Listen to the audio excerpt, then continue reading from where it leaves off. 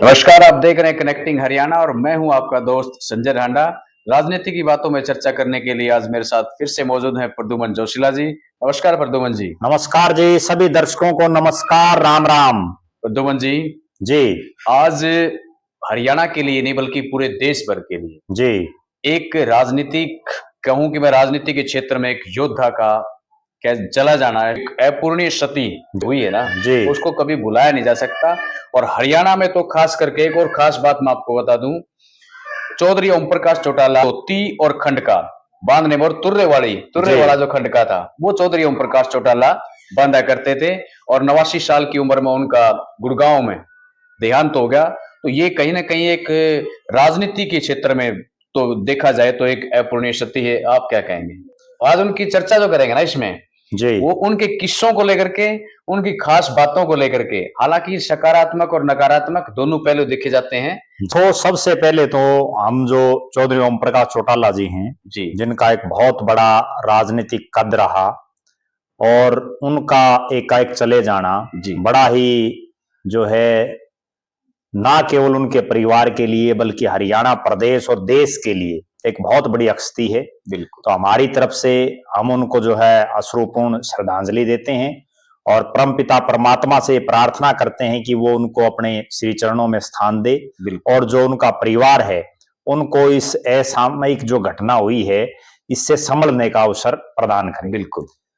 जैसा आपने बताया, चौधरी ओम प्रकाश चौटाला निश्चित रूप से ना केवल हरियाणा प्रदेश के बल्कि पूरे देश के बड़े नेताओं में उनकी गिनती थी। बिल्कुल। और एक वो दौर भी था जब उनके कार्यकर्ता उनको देश का अगला प्रधानमंत्री तक बनाने के लिए आमादा थे और उनको भावी प्रधानमंत्री की संज्ञा दी जाती थी बड़ी बड़ी जनसभाओं में। और ये दौर है 2000 से 2005 का। बिल्कुल। तब जब चौधरी ओम प्रकाश चौटाला मंचों पर आते थे तो उनको देश का जो है भावी प्रधानमंत्री तक भी संबोधित करके बोला जाता था। निश्चित रूप से सबसे बड़ी बात तो उनकी ये है कि वो खुद शरीर से पूरे नहीं थे, दिव्यांग या कह लीजिए या जो है उनका पैर और हाथ में हाथ और पैर में जो है बड़ी दिक्कत थी जी। और उसके बावजूद जिस तरह का उन्होंने संघर्ष किया, क्योंकि उनका लगभग जो राजनीतिक जीवन था वो संघर्ष में ही बीता। लोगों को ठीक है उनके राज भले ही वो 5 बार प्रदेश के मुख्यमंत्री बने, बिल्कुल। लेकिन उन्होंने 5 बार मुख्यमंत्री तो वो बने, लेकिन सिर्फ एक योजना को छोड़ के 2000 से 2005 वाली, बाकी तो वो कभी कुछ दिन के लिए, कभी कुछ महीने के लिए इस तरह से वो प्रदेश के मुख्यमंत्री बने। जी बिल्कुल। ठीक है, वो सबसे ज्यादा बार मुख्यमंत्री प्रदेश के बने, ये एक रिकॉर्ड उन्होंने अपने नाम बनाया। बिल्कुल। लेकिन बहुत लंबे समय तक वो नहीं रह सके इस कुर्सी पर और उस बात का उनको पूरी जिंदगी मलाल भी रहा होगा जरूर। अब जो चौधरी ओम प्रकाश चौटाला की अगर बात करें, राजनीति उनको विरासत में मिली, भले ही उन्होंने बहुत लंबा संघर्ष किया। उनके जो ताऊ जी थे चौधरी शाहबराम, उन्होंने राजनीति शुरू की और चौधरी देवीलाल जो उनके पिता थे, चौधरी शाहबराम के छोटे भाई, उसके बाद उन्होंने देश की सर्वोच्च जो कुर्सी है प्रधानमंत्री के पद तक भी उनका नाम जो है चला गया था। ठीक है, वो उन्होंने कुर्सी वीपी सिंह को दे दी, वरना तो वो देश के प्रधानमंत्री भी बन जाते, लेकिन वो देश के उप प्रधानमंत्री तक रहे। चौधरी ओम प्रकाश चौटाला ने अपने जीवन में बहुत से चुनाव लड़े, बहुत बार वो हारे, बहुत बार वो जीते और वो प्रदेश के उन नेताओं में भी थे जो एक साथ 2-2 विधानसभाओं से चुनाव लड़ लेते थे। ठीक बात है, ये बहुत बड़ी बात है। बहुत बड़ी बात। और एक आध बार एक मौका ऐसा भी आया कि वो तीसरे स्थान पर भी चले गए।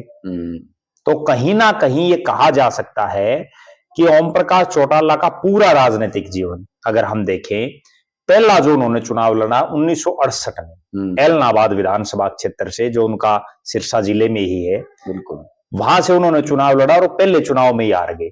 लालचंद खोड़ जी थे वहां, उन्होंने उनको हरा दिया। लेकिन उसके बाद चौधरी ओम प्रकाश चौटाला ने मुड़ करके नहीं देखा। बिल्कुल। और राजनीति में फिर उन्होंने बहुत से आयाम हासिल किए। एक वो समय भी था कि चौटाला गांव पड़ता है इनका मुख्य रूप से, जो एक तरफ राजस्थान से लगता है, एक तरफ पंजाब से भी लगता है, वो जो तेजाखेड़ा है। बिल्कुल।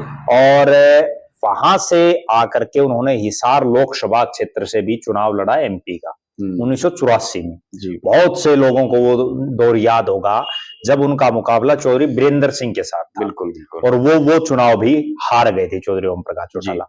चौधरी ओम प्रकाश चौटाला ने अपना जो उनका खुद का गृह जिला था, जिसमें वो एलनाबाद से उन्होंने चुनाव लड़ा, उन्होंने रोड़ी विधानसभा क्षेत्र से कई बार चुनाव लड़ा, रोड़ी से वो चुनाव जीते भी कई बार। और उसके बाद उन्होंने वो उस धरती को छोड़ करके वहां भी चुनाव लड़ा, लेकिन उसके साथ साथ उन्होंने जींद जिले में अपनी राजनीतिक पांव जमाने का प्रयास किया। और उसी के मद्देनजर उन्होंने सबसे पहले नरवाना से चुनाव लड़ा। नरवाना तब ओपन सीट थी जी। और नरवाना से उन्होंने चुनाव लड़ा, नरवाना से वो जीते भी, नरवाना से वो हारे भी। और नरवाना में 1996 का एक वो चुनाव था जब वो तीसरे नंबर पर रहे। बड़ा गजब चुनाव था वो, और हो सकता है बहुत से दर्शकों को उन चीजों का ना पता हो। भी मेरे ख्याल से जी, वही 1996 का जो वो चुनाव था उसमें कई खास बात थी। एक खास बात तो ये थी कि जयप्रकाश जेपी एक ही दिन में 2 चुनाव लड़ रहे थे। बिल्कुल। वो हिसार लोकसभा से भी लड़ रहे थे और नरवाना से विधानसभा का लड़ रहे थे। और नरवाना की उस सीट पर 3 दिग्गज चुनाव लड़ रहे थे। रणदीप सिंह सुरजेवाला, जिनके पिता शमशेर सिंह सुरजेवाला का बहुत बड़ा राजनीतिक नाम था उस समय। चौधरी ओम प्रकाश चौटाला लड़ रहे थे, वो मुख्यमंत्री रह चुके थे। और जयप्रकाश जेपी लड़ रहे थे। जयप्रकाश जेपी इन्हीं चौधरी ओम प्रकाश चौटाला के साथ उन्होंने राजनीति भी की, क्योंकि वो पहले चौधरी देवीलाल की नर्सरी की पौध थी। और उसके बाद उस चुनाव में जेपी लोकसभा का चुनाव तो जीत गए, हरियाणा विकास पार्टी से थे जेपी। रणदीप सिंह कांग्रेस से थे और जो चौधरी ओम प्रकाश चौटाला अपनी पार्टी से थे इनकी। तो जेपी वहां जो नरवाना का चुनाव था, रणदीप सिंह सुरजेवाला जीते, 2 नंबर पर जयप्रकाश रहे और 3 नंबर पर ओम प्रकाश चौटाला जी रहे। तो कहीं ना कहीं उन्होंने उस हार के बाद भी कोई ये नहीं कि ग्राउंड छोड़ दिया, फिर उन्होंने फिर वापसी की। 2000 में उन्होंने नरवाना से फिर चुनाव लड़ा। बिल्कुल। और नरवाना से चुनाव लड़के वो जीते, जीत करके फिर प्रदेश के मुख्यमंत्री बने। लेकिन उसके बाद फिर क्या हुआ, मुख्यमंत्री रहते हुए उन्होंने फिर नरवाना से लड़ लिया। नरवाना और रोड़ी 2 विधानसभाओं से लड़ा था उन्होंने। नरवाना से वो रणदीप सिंह सुरजेवाला ने उनको चुनाव हरा दिया। उसके बाद नरवाना की सीट एससी रिजर्व होगी। फिर उन्होंने नरवाना के साथ लगता उचाना को पकड़ लिया, छोड़ा नहीं। मतलब जिद के पक्के थे चौधरी ओम प्रकाश चौटाला। अगर उन्होंने कोई चीज की जिद कर ली कि मेरे को तो ये चीज करनी है, तो उन्होंने वो की। और वर्करों के लिए वो अपनी जान तक भी देने के लिए तैयार थे। बिल्कुल। पूरे हरियाणा प्रदेश में मुझे कहने में कोई संकोच नहीं, आज तक के इतिहास में, अब तक के इतिहास में भी चौधरी ओम प्रकाश चौटाला जैसा वर्करों का हिमायती कोई नेता नहीं। वो अपने वर्कर के लिए हर संभव प्रयास करता था। बिल्कुल। कई वाक्य हैं जिनका हम आगे जिक्र भी करेंगे, लेकिन उससे पहले हम उनका जो राजनीतिक जो सिनेरियो था, उसके बाद चौटाला साहब ने उचाना से चुनाव लड़ा और उन्होंने चौधरी बीरेंद्र सिंह को हराया। वो उस समय वित्त मंत्री थे चौधरी बीरेंद्र सिंह, उनको हराया। हराने के बाद इनेलो जो एक मृत प्राय हो चुकी थी, लेकिन उसके बाद उसमें एक ऑक्सीजन आई, क्योंकि 2005 में तो केवल 9 विधायक थे इनेलो के। और वो ऑक्सीजन आने के बाद एकाएक 2013 में जो जेबीटी शिक्षक भर्ती जो मामला था, उसमें जो है उनको सजा होगी, जेल होगी।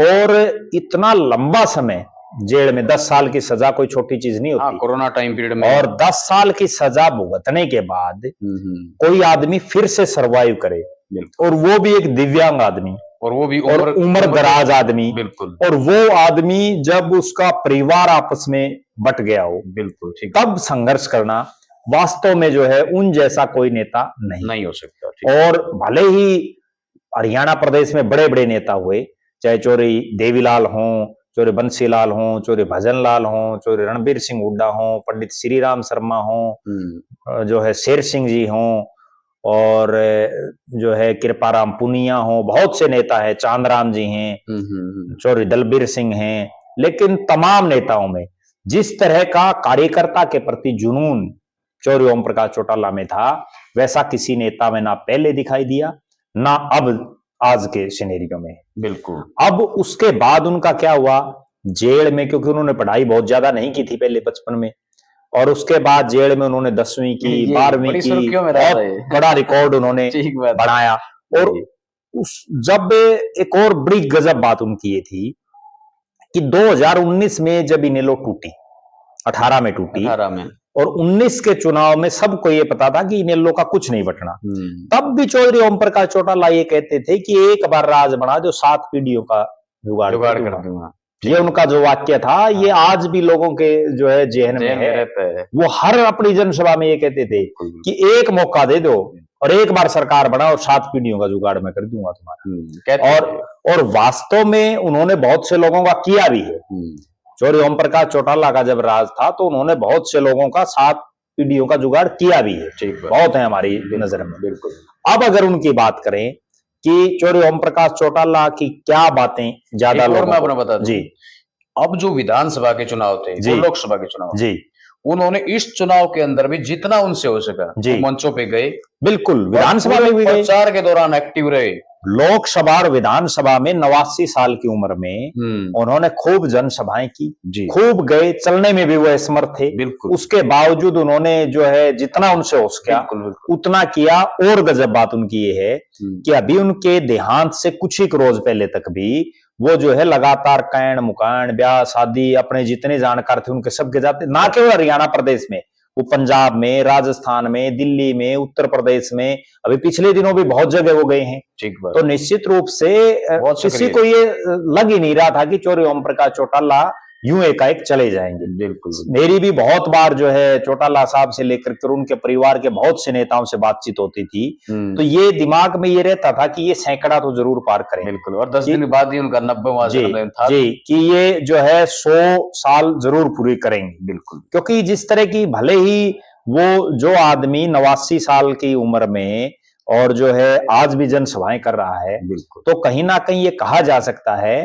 कि वो और लंबा जीना चाहिए था। और 89 साल में भी और सलीके के साथ। बिल्कुल भाई, एक उम्र के साथ में दिमाग और कपड़े पहनने का तरीका या चलने का, लेकिन उन्होंने अपना जो तरीका था, देखो आप आखिरी जो समय था उनका, उसमें तो पिछले कुछ एक साल से उनका दिमाग कभी कभार काम करना भी बंद कर देता था, वरना तो उनकी जितनी यादाश्त थी उनसे ज्यादा यादाश्त देश की राजनीति में भी किसी नेता की नहीं है। वो अगर किसी आदमी से एक बार मिल लेते ना तो उसके बाद उसका नाम भी बता देते। और उससे गजब बात, ये मोबाइल तो अब आए हैं जिनमें नंबर फीड हो जाते हैं। चौधरी ओम प्रकाश चौटाला संभवतः दुनिया के ऐसे एकमात्र नेता हूं जिनके हजारों नंबर तो मुंह जुबानी याद थे। बिल्कुल। और जो पढ़े लिखे ज्यादा भी नहीं थे। बिल्कुल, वो तो जो है बहुत ही कम पढ़े लिखे थे। ठीक बात। और इसीलिए तो कहते हैं कि ज्यादा पढ़े लिखे से कड़ा हुआ आदमी ज्यादा कामयाब है। और कड़े हुए थे, उन्होंने संघर्ष किया था, जेलें काटी थी, बड़े बड़े आंदोलन किए थे और सत्ताएं बदली थी, खुद सरकारें चलाई थी और उन विपरीत हालातों में उन्होंने सरकारें चलाई थी। बिल्कुल। देखो, राजनीति एक अलग चीज है, पार्टियां एक अलग चीज है, सबकी पार्टियों की अपनी विचारधाराएं अलग हैं जी। और ये खेती है जो नेता लोग करते हैं, लेकिन जो कह सकते हैं कि उनके अंदर जो खास बात थी, काबिलियत थी, जो उनके कई वाक्य तो ऐसे हैं पर मुझे जो सदियों तक याद रहेंगे। चौधरी ओम प्रकाश चौटाला जैसा वक्ता हरियाणा प्रदेश में नहीं, भारत देश में भी बहुत कोई विरला ही मिलेगा। उनकी जो भाषा पर पकड़, उर्दू के भी शब्दों का उनका चयन और कितने हजारों की पब्लिक हो उसको भी वो बांधे रखते थे। जब तक वो आखिरी शब्द नहीं बोल लेते थे तब तक एक आदमी भी उठ करके नहीं जाता था। ये उनमें एक अक्षमता थी और वास्तव में वो जमीन से जुड़े हुए नेता थे। उसका भी कारण मैं बताता हूं। उन्होंने बसों में भी यात्राएं की हैं, उन्होंने जो है पैदल भी खूब घूमे। बसों में तो अभी पीछे तक घूमा करते हो, जब चौधरी देवीलाल जी पूरे पावरफुल थे तब भी वो बसों में घूमते थे।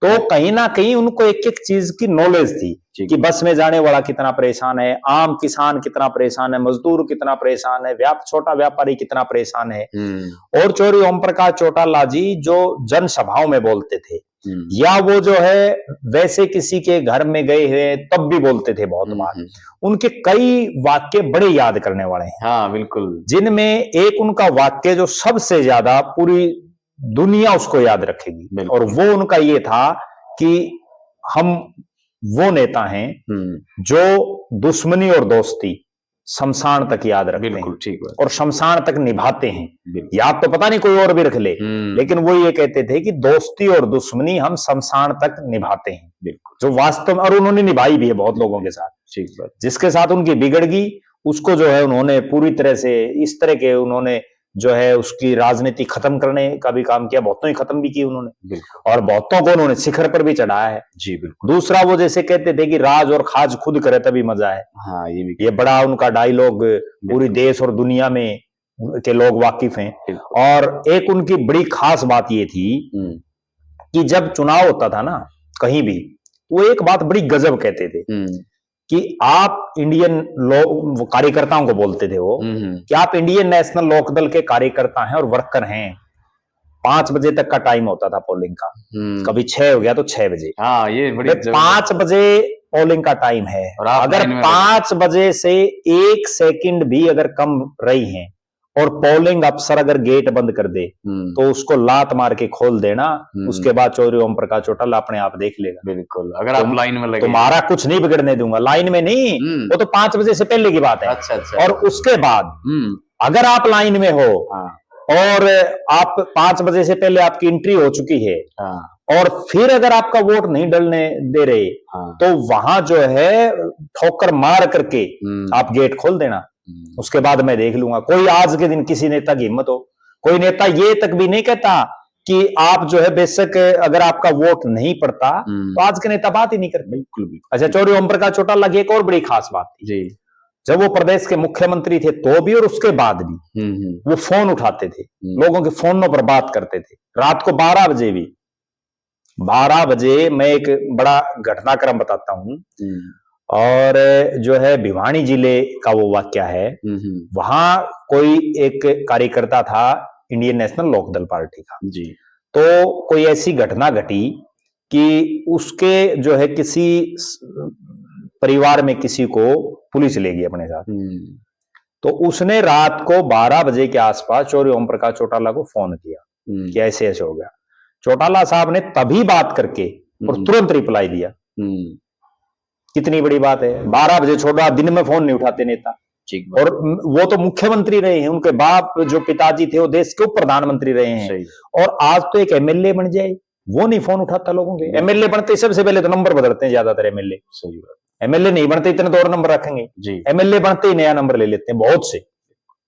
तो कहीं ना कहीं ये कई चीजें ऐसी हैं जो चौधरी ओम प्रकाश चौटाला की युगों युगों तक याद रखी जाए। अगली बड़ी बात जी, एक दिन में वो 20-20, 30-30 गांव की जनसभाएं करते थे। एक दिव्यांग आदमी, एक बुजुर्ग आदमी, और जो है वो सारा दिन सुबह से लेकर शाम तक जनसभाएं करना। वो प्रदेश के ऐसे इकलौते मुख्यमंत्री थे जिन्होंने सरकार आपके द्वार कार्यक्रम शुरू किया, जो वास्तव में उनकी एक बहुत दूरगामी सोच थी, और जिसका परिणाम ये रहा कि जो गांव के लोग डीसीएसपी से बहुत 2000 से पहले लोग डरा करते, बात नहीं, उनको पता ही नहीं था लोगों में डीसीएसपी कौन, आम लोगों को। और उन्होंने वो डीसीएसपी समेत तमाम अमला जो है जब सरकार आपके द्वार कार्यक्रम शुरू किए तो वहां जो है गांव में भेजा, और वहां लोगों की समस्याएं सुनी, सही काम भी किए। और एक और बड़ी गजब बात आज तक के हरियाणा के इतिहास में, जो 2000 से 2005 के बीच सरपंच रहे लोग, उनसे कभी दर्शक भी इस बात को बताएंगे, हाँ बिल्कुल, जो उनके गांव में सरपंच रहे होंगे, जितनी ग्रांटें उस दौरान चौधरी ओम प्रकाश चौटाला ने दी पंचायतों को, किसी ने नहीं दिया आज तक। अब तो इलेक्शन के टाइम पर करते हैं, उन्होंने तो बिल्कुल खुला कर रखा था सिस्टम, लगाओ भाई। तो कहीं ना कहीं चौधरी ओम प्रकाश चौटाला की ये बातें युगों युगों तक याद रखी जाएंगी। अच्छा, अपने कार्यकर्ता का एक उनकी और बड़ी गजब बात थी, जब वो कहीं भी जाते किसी भी गांव में भाषण दे की शुरुआत जब वो करते तो सबसे पहले वो ये पूछा करते लोगों से, जैसे आई कनेक्ट करते और लोगों से सीधी बात करते, भाई सबसे पहले तो ये बताओ, कहीं बागड़ी बेल्ट में जाते तो बागड़ी बोलते, बिल्कुल बिल्कुल, जो है पंजाबी बेल्ट में जाते पंजाबी बोल देते, जो है रेवाड़ी महेंद्रगढ़ भिवानी उस साइड जाते तो अलग बोल देते। तो तमाम भाषाओं पर उनकी पकड़े थी। और जब मुस्लिम एरिया में मेवात की साइड जाते तो वहां जो है उसी हिसाब से वो बोलते। और वो सबसे पहले ये कहते कि भाई गांव में घर परिवार में सब राजी खुशी है, फसलबाड़ी किसी है प्रदेश के, वो संभवतः ऐसे और कोई नेता नहीं पूछता भाई फसलबाड़ी कैसी है, एक अपनापन जो है वो, इसीलिए उनको किसान से जुड़ा हुआ माना जाता है। बिल्कुल, उनके राज में किसानों के ऊपर बहुत से अत्याचार भी हुए, बिल्कुल, लेकिन उसके बावजूद किसानों में ठीक है वो कुछ समय के लिए लोगों ने उनको नेग्लेक्ट कर दिया, की, लेकिन वो कभी अलोकप्रिय नहीं हुए, लोकप्रिय, उनसे कभी लोगों ने घृणा और नफरत नहीं की, जो बहुत बड़ी बात है। भले ही लोगों ने वोट नहीं दिए, वोट लेकिन ये जरूर कहते थे उन जैसा नेता तो नेता नहीं है, और प्रशासन पर उनकी पकड़, मतलब आज जो लोग ये कहते हैं ना कि अफसरशाही हावी है, उनका जो राज था, कोई बोल के दिखा दो, बोल के दिखाया, सही बात है। ठीक है, ये तो आज भी जी नेताओं ने भी ये बात कही है कि बिल्कुल उन जैसा एडमिनिस्ट्रेटिव सिस्टम बिल्कुल जो चला उस जी दौरान में, जी और वो जो नेता थे यानी कि वर्कर जिससे मिलते थे भूलते नहीं थे, ये तो अनिल विज जी ने, कैबिनेट मंत्री ने भी कहा है, और भी हरियाणा के देश के तमाम नेताओं ने मैं ये बात आपको कही। एक बात बताऊं, वो दौर था जब अधिकारियों और कर्मचारियों में इतना खौफ था कि कहीं इनेलो की झंडी लगी हुई गाड़ी भी दिख जाती ना, उसको भी अगर पुलिस चेकिंग कर रही तो रोका नहीं करती। ठीक बात है, कितनी बड़ी बात है। इनेलो का अगर कोई पदाधिकारी किसी ऑफिस में चला जाता, उसके जाते ही काम होते। और गजब बात बताऊं, आज उस राज को गए हुए 20 साल हो गए, आज भी अगर ओम प्रकाश चौटाला का कोई खास वर्कर है, उसके आज भी काम नहीं रुकते। ठीक बात है। क्यों नहीं रुकते?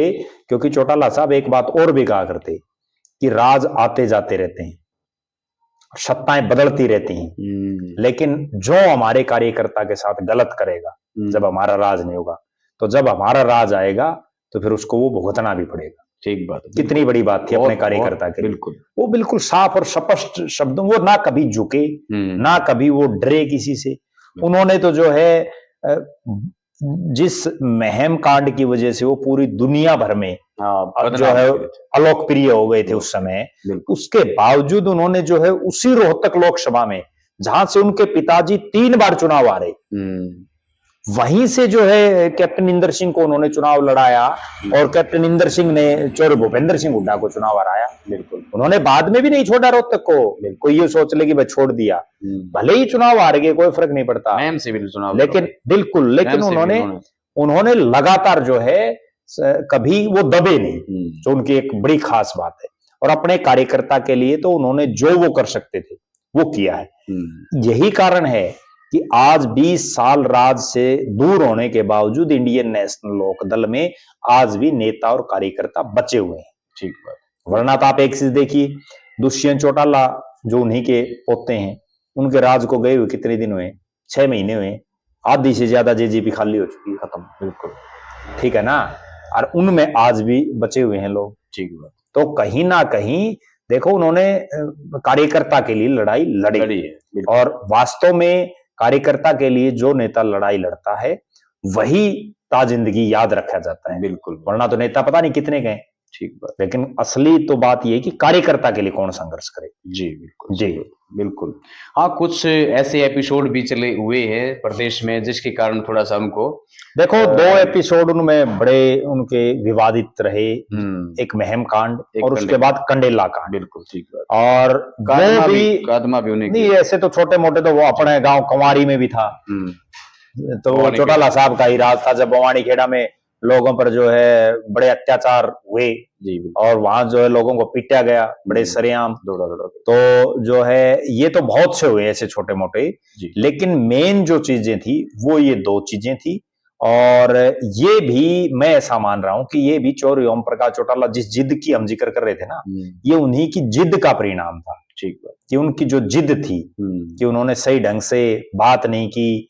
जब कंडेला कांड था उस समय भी उन्होंने जो है किसानों से सही ढंग से बात नहीं की। उन्होंने एक बड़े सीनियर मंत्री ने उनको, उस समय के जो उनके एक बहुत सीनियर मंत्री थे, उन्होंने चौधरी ओम प्रकाश चौटाला को बड़ा समझाने का प्रयास किया।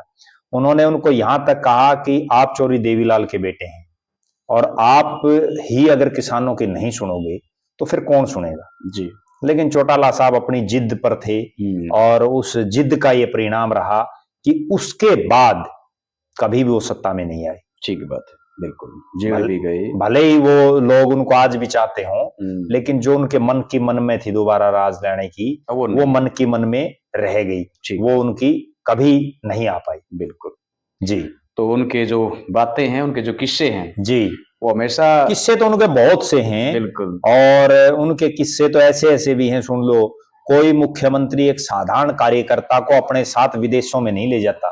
जब उनके विदेश टूर बनते थे ना, तो वो बहुत बार अपने साथ साधारण कार्यकर्ताओं को, अपने छोटे छोटे नेताओं को भी ले जाते थे। ठीक है, विदेश की बातें बड़ी बताते थे। बहुत, जब भी वो जो है बहुत से मुल्कों में वो घूमे, वो बल्कि विदेश नहीं बोलते थे, वो मुल्क बोलते थे कि मैं बहुत से मुल्कों में गया हूं। और संभवतः हरियाणा के इतिहास के पहले ऐसे नेता होंगे जो सबसे ज्यादा गए होंगे विदेशों में। और उनका विदेशों में एक घड़ी का प्रकरण भी हुआ था, जब वो विदेश में थे तो वो भी बड़ा चर्चा में था। और उनकी दो तीन जो चीजें हैं अहम, वो ये रही कि जब चौधरी देवीलाल देश के उप प्रधानमंत्री बने तो वो चौधरी रणजीत सिंह को जो है विधायक ये चाह रहे थे कि उनको प्रदेश का मुख्यमंत्री बनाया जाए, लेकिन उस समय चूंकि ये बड़े बेटे थे चौधरी देवीलाल के, तो ये मुख्यमंत्री बने। इसके बाद इनके परिवार में जो है वहां रणजीत सिंह ने अलग राह अपना ली, तो दो फाड़ हो गया मामला। अब फिर जब उनका अंतिम समय जब नजदीक था, तब भी जो है 2018 में उनके जो दोनों बेटे थे, वो दोनों बेटे राजनीतिक रूप से अलग अलग हो गए, जो उनके लिए बड़ा दुखदाई रहा। और इसी जिद की एक बात और बताता हूं दर्शकों को, 2018 में जब 7 अक्टूबर को गोहाना में रैली थी चौधरी देवीलाल की जयंती पर, वो पहले 25 सितंबर को थी, लेकिन उस दिन बारिश ज्यादा होगी, फिर बारिश की वजह से वो कैंसिल करनी पड़ी। और वो बारिश इनेलो के खात्मे का जो है एक तरह से बन करके आ गई वो बारिश। और वहां भी जब हजारों कार्यकर्ताओं ने ये कहा कि दुष्यंत चौटाला आया आया सीएम के नारे लगाए कि दुष्यंत चौटाला को आप सीएम डिक्लेयर करो, अगर उस दिन चौधरी ओम प्रकाश चौटाला उनको सीएम डिक्लेयर कर देते तो हो सकता है 2019 में इनेलो की सरकार आ जाती, बिल्कुल इकट्ठी की।